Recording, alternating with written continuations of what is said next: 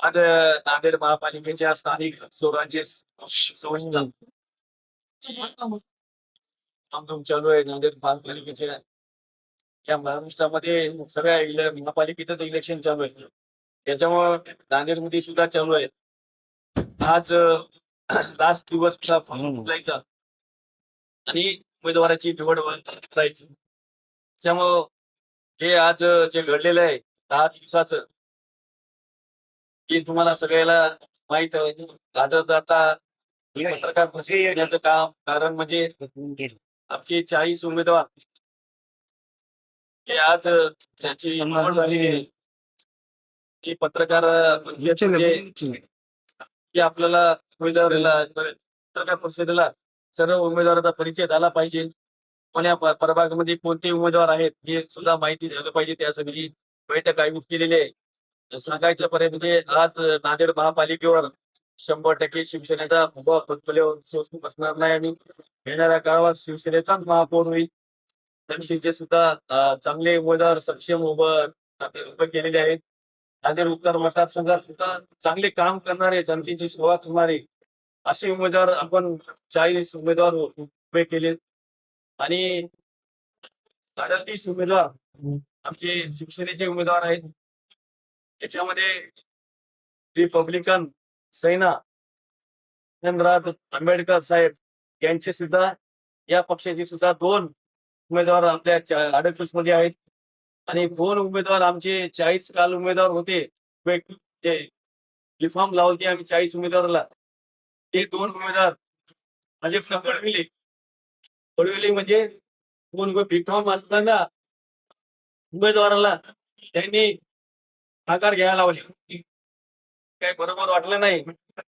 हे आतापर्यंत 40 वर्ष झालं असेल माझ्या मतानं.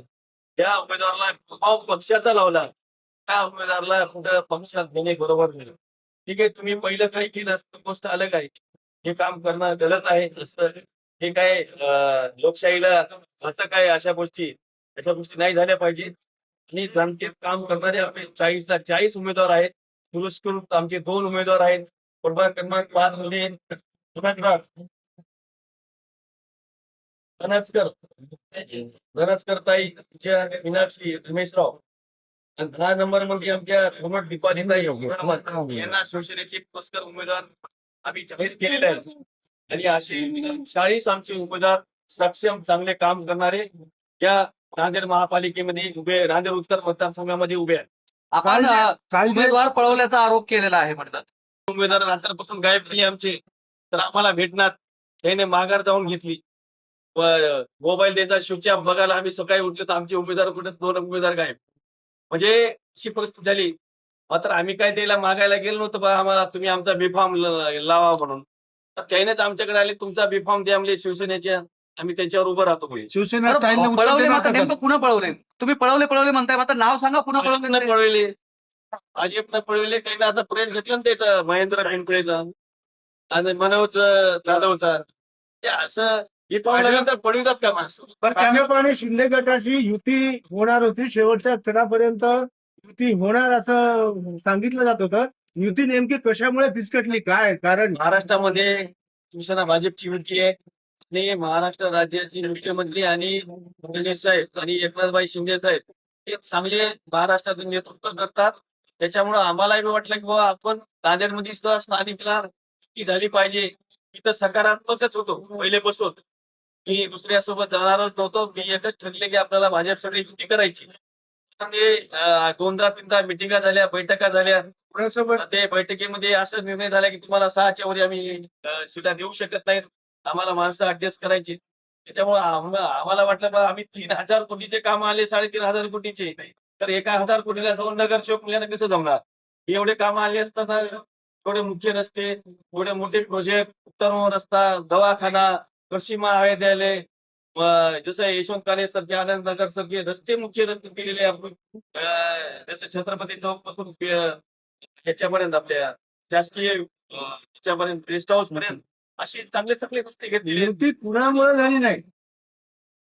कोणामुळे झाली हे म्हणजे तुम्हाला माहिती आहे आता जे प्रस्ताव दिला ते मान्य नाही, आम्हाला मान्य आला नाही. 6 सीटामध्ये कसं adjust करणार? किती मागं होतं? किती जागांची मागणी होती? आमची 16 जागेची मागणी होती. आम्ही बोला ठीक आहे 2 कमी द्या आम्हाला. आम्ही 14वर आलो तरी काही विषय झाला नाही. बरं आता जे पळून राष्ट्रवादी गेलेले आहेत सोबत का गेली नाही? राष्ट्रवादी सोबत जशी कोंढारकर गेली ती का गेली नाही? नाही ना आमचं जायचं कारण काही नाही. आम्हाला एक माझं पहिल्यापासून भाजप संघ एक मला भाऊ भाजप संघाद्वारे नेतृत्व भाजपचं आहे. शिवसेना भाजपचं इथे शिवसेना भाजप राष्ट्रवादी आहे ना अजितदादा सोबतच आहेत ना महाराष्ट्रात. अजितदादा दादा बी आहेत. हा. मात्र एक पहिलेपासून शिवसेनेचे आणि भाजपचं पहिलीपासून युती राहिलेली. काल भाजप ज्या पद्धतीने आपण सांगितलं की जे विकास कामं जाहीरनाम्यात दाखवली राष्ट्रवादीचा आमच्याकडे पुस्तक आलता त्याने लेटर दिलं आम्हाला. हा. नंतर त्याने काही हे केलं नाही. नंतर लास्टच्या दिवशी ज्या दिवशी उमेदवार ठरले आमची त्या दिवशी राष्ट्रवादी आली आमच्याकडे. केलेले काम त्याच्यामध्ये ऍड होते असं तुम्ही सांगितलं. आणि असं जाहीरनामा परिषदेत तुम्हाला आज तुमच्याकडे आला का माझ्याकडे आहे असं सांगण्यात आलं. मी सांगलं ते बाबा असे असे आहेत अशा गोष्टी म्हणजे होऊ नये. आणि जे कामं ज्याने केली त्याला त्यांची कामं त्यांनी श्रेय घ्या. बरं तुम्ही ज्या पद्धतीने विकास कामे दाखवलेत त्याचमध्ये तुमच्याच मतदारसंघातल्या एका पुलाचं उद्घाटन 3 वेळेस स्वतः मुख्यमंत्र्यांनी केलं तर ते काम अद्यापही अपूर्ण आहे. ते फुलाचं आमचे तुम्हाला सांगतो भूसंपादन राहिलं त्या फुलाचं काही गोष्टी लोक शेतकरी जमीन देण्या गेले तो बांधकामी आल्या त्याच्यामध्ये आता पुढे ते भूसंपादनाची जमीन हे केलेली आहे. गव्हर्नमेंटच्या ताब्यात घेतलेली आहे. येणाऱ्या काळात 100% असण्याचा पूर होणार 5 किलोचा. ठीक आहे काही अडचणी असतात. Okay, okay, okay. 10 वर्षे काही प्रोजेक्ट पेंडिंग राहतात. काहीतरी अडचणी हे असल्याचे तसे पेंडिंग आमदार साहेब आपण म्हणून आज 600 कोटीचं कर्ज आहे. शिवसेना 100% सुधारण्याचा प्रयत्न करेल. महापालिकेला 600 कोटी असलं तरी बी आपण त्याला कसं याला आपल्याला डबलाईच्या बाहेर आणायचं हे आपण प्रयत्न करेल. शिवसेना प्रयत्न करेल. एकनाथभाई शिंदे साहेब नगर विकास मंत्री आहे.